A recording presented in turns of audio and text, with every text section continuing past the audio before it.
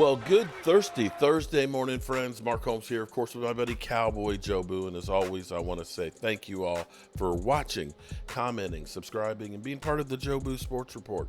Without you guys, as well as you ladies, you know that this literally does not work. It is Thursday, friends. We are 49 days, just 49 days away from kickoff of the 2024 season. Oh my God, I couldn't be any more excited.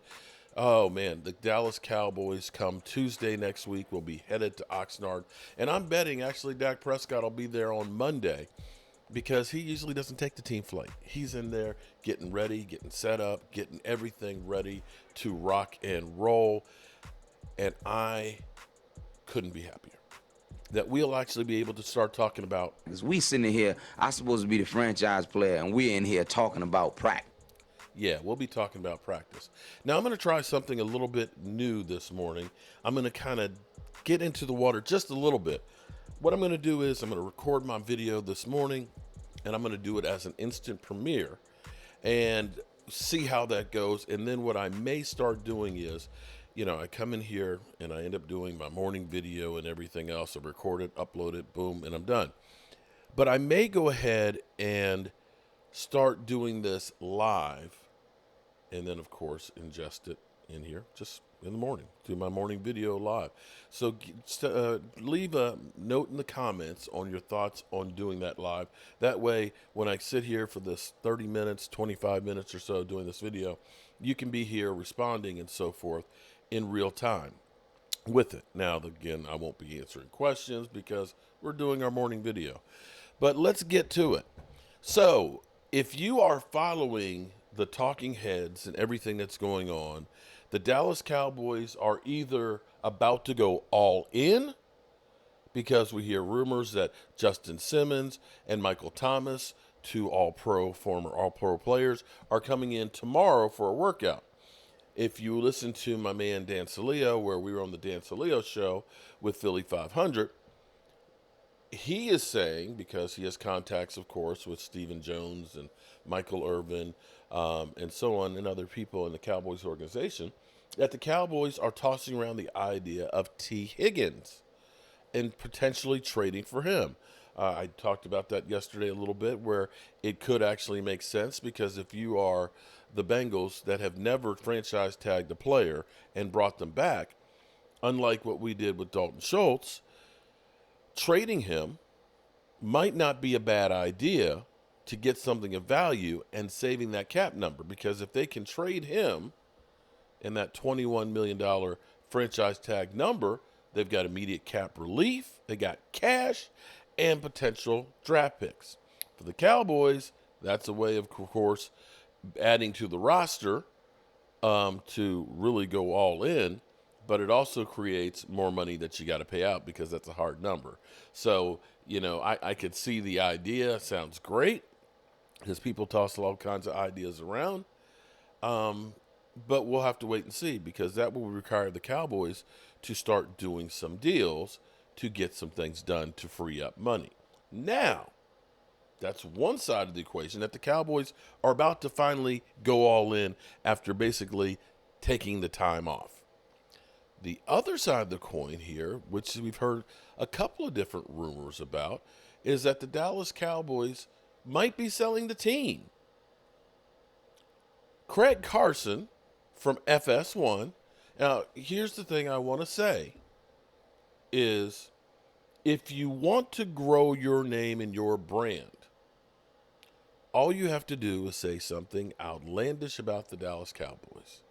Either say Dak Prescott's the best quarterback in football, in which case everybody will come running and saying you're an idiot, or you say Dak Prescott is the worst quarterback and the Cowboys need to move on.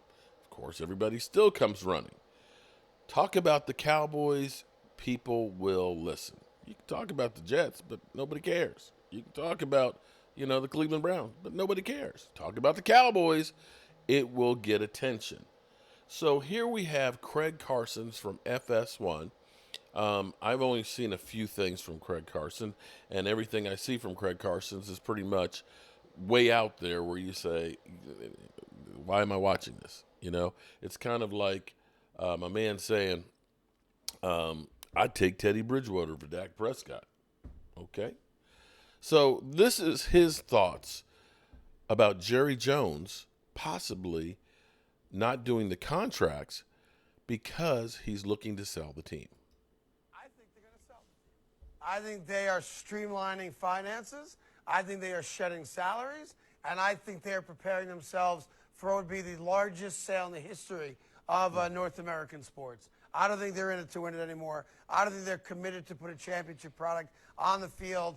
And I think Jerry Jones, at 80-something years old, would rather give his kids a check for a couple of $1 billion and wish them well than deal with a failing football team that he's going to leave to them to make it even worse. I would not be surprised if we start hearing rumblings that Jerry Jones is going out to hedge funds and Saudi Arabia and Abu Dhabi and trying to find a suitor to give him the largest check ever given to the owner of a North American sports franchise. That would not shock me.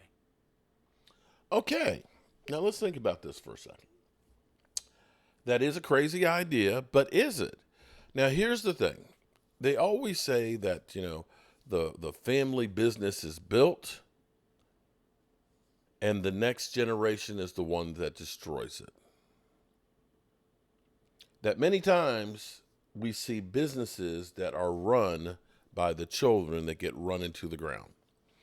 Jack Kent Cooke, who used to own the Washington Redskins, decided he was not going to give the team or sell the team to his son. He sold it to Dan Snyder. Dan Snyder ran it to the ground. So I guess it would have been the same if his son had run it into the ground.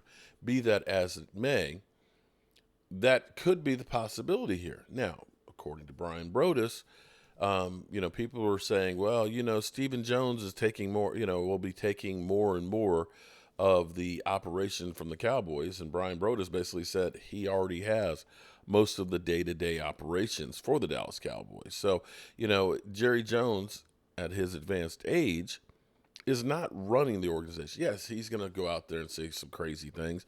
He may be the final say on stuff, but for the most part, and I've heard this since about 2018, that Stephen Jones was taking more and more of the responsibilities. For example, it used to be some people would actually go directly to Jerry Jones for getting their tickets and their stuff, some high-profile fans, so to speak. But then they had let me know that at around 2018 that was being taken over directly by Stephen Jones. And this is, let's be clear here, a family business. So the question you have to ask is that a possibility? Now, if you ask me, here's why it would make sense.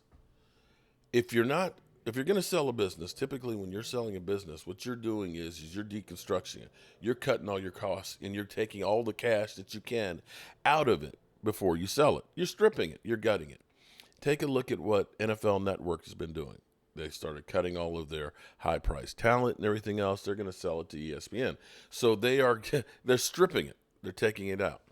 Now, the Cowboys, and this is my thought, I don't know for sure how it works, but in the NFL, you have to spend a minimum amount, of course, on the cap. Well, with the Cowboys backloading all these contracts and stuff, right now, of course, they're spending the cap money. If you go through and you sign Dak Prescott to a contract, you can make the contract numbers really low for the cap early on, but you're writing a big fat check. You're writing a check like right now. Like when Dak Prescott got his last contract, I think it was like $85 million check he got, boom, right then and there. So if you are thinking about selling the team at the end of the year, you don't necessarily want to make that $85 million check or however much it is. You're going to go ahead and kind of hold that off to somebody else, so to speak. Now, that's the way I would think that it would work. You wouldn't go through and, write a new check to Mike McCarthy, with a new contract and so on. Now, do I believe that the Cowboys are selling the team? I don't think so. I think that they're so embedded with it. I could see Jerry Jones passing and him literally having the wake at AT&T Stadium. and possibly being buried at midfield. Seriously, I think that the Dallas Cowboys are that tied in forever with the Dallas Cowboys that Jerry Jones will want to be buried at AT&T Stadium. This is his religion. This is his God. So I don't know that this has validity to it. Here's the reality. If you want to know what the answer of what's really going on with the Dallas Cowboys, I'm going to tell you what's really going on with the Dallas Cowboys. Nobody knows. Nobody knows what is going on. And to me, this is exactly how the Joneses want it. Remember Operation, is it Desert Storm or Iraqi Freedom? I can't remember which one it was. But you remember when we were first about to go into Iraq, right? And we kept hearing about this military plan that basically this was going to be like Normandy. They were talking about making beach landings and everything else. You know, they were literally talking about this is where the attack is going to come. You know, and you were thinking D-Day. Oh my God, here we're gonna get the landing craft and everything in there, and we're gonna go in there, boom, to get the Iraqis to think we were gonna be coming from that direction. But that's not what they did. They ended up coming in through the desert, where people would say they wouldn't come through the desert. No, that's too hard. Who would go through the desert? They did, and they kicked their ass. It's all deception. It's all deception. Things get leaked out there through the media, through friends and everything else. People get used to help set a narrative and also to deflect. And the reality is the Cowboys love chaos. They love that everybody is on their tip and watching, talking. Because in the end, it doesn't matter, like I say on YouTube, if they like you or hate you. YouTube doesn't care. They're not going to say, oh my God, they're so mean to you. No. What they care about is people are watching so we can put ads on there so we can go ahead and make money. And that's what it's all about. And you can't argue with the Joneses with what they did, buying the Cowboys for $140 million, losing $2 million a month. That's now worth $9+ billion. You can say what you want about the Cowboys, but money is the key to end of your woes. So I will be interested to see if the Cowboys do actually bring in some of these veterans for working out, that if they do actually go all in. But if the Cowboys don't sign anybody, Dak, CD, Micah Parsons, and they don't try and bring in any better talent, I think that you could actually look and say maybe they are looking to sell the organization. But who knows? And I'd like to know how you feel about that idea and prospect if the Cowboys sold the team. I can guarantee you that there would be a lot of people, a lot of organizations that would love to be a part of getting some of the Dallas Cowboys. Oops. Here we have, I want to play this clip here, because this is interesting. I'm going to revisit this just a little bit more. I meant to do this yesterday, but we had so much other stuff that was going on. But the whole conversation, and this is a great case of it doesn't matter about being right as it is about getting people to talk about you. Listen in. Holmes era, and here is the list. Again, Jeremy Fowler compiles this for us every single year, talking to executives and coaches and scouts. No surprise that Patrick Mahomes is ranked. Some of these execs number was drunk, one. Greeny. Some of these are what? Some of these execs was drunk. Exactly. Some of them were drunk. You said? Yeah, some of them was drunk. Okay, well, let me just start then. It is the offseason. Looking at the list, which one says to you someone's drunk? Well, listen, I don't know if I put Justin Herbert up there. He hasn't played, at least even though his numbers have been crazy. But also that number 10 in Dak Prescott, I think that's a fluid spot as well. You know, you can make an argument for a lot of guys there. You know, the fact that Brock Purdy was right there in the MVP race, he's won more playoff games than most people on that list. You talk about his winning percentage as well. Yeah. And, you know, last year, you know, we really, you know, pushed him down because we said, look at all the talent that you have. But everybody on that list has immense talent. Brock Purdy showed us something in the playoffs that it wasn't just about turning around and handing the ball off to Christian McCaffrey, that he can push the ball down the field and make game-winning plays, which he did in the pivotal times. So I think Brock Purdy should be high on that list. I think you can make an argument for some of the young bloods, but we really haven't seen them do it at a high level. But, you know, Dak Prescott, Jalen Hurts, there's so many people you can put on that list that's not on that list. And you always, when you make lists, are going to upset some people. Well, that's, Jeremy, so let me then get to you here. Again, it's your exercise. You do it for us every single year. And as I always say, God bless you. You give us stuff to talk about every single year. But Tua's not on it. Jalen Hurts is not on it. Brock Purdy not on it. What can you tell us about the biggest takeaways? Yeah, Bart, I must have been getting some drunk texts back when I asked these execs and coaches for a 1 through 10 on the quarterbacks, because some of these are a little funky. Yeah, but so I reach out to like nearly 80 people around the league, execs, coaches, and scouts, try to come to a consensus. Who are the best players at their position right now? If you're picking teams, picking guys in order, how would you rank them? And so we're in a golden age of quarterbacks right now, especially in the AFC. It is ripe for a new champion. There are only 4 active starters, Patrick Mahomes being one, that have a Super Bowl ring. That's a pretty low number traditionally. So you got C.J. Stroud, Justin Herbert, all these young guys, Lamar Jackson. Josh Allen is still only 27. Joe Burrow, they're all ready to try to unseat Mahomes. Yeah, it should be pointed out. The 4 quarterbacks who are currently in the NFL who have won Super Bowls as starters are Mahomes, Aaron Rodgers, Russell Wilson, and Matt Stafford. That's it. So, I mean, to his point, there's not a lot there, or there aren't a lot there.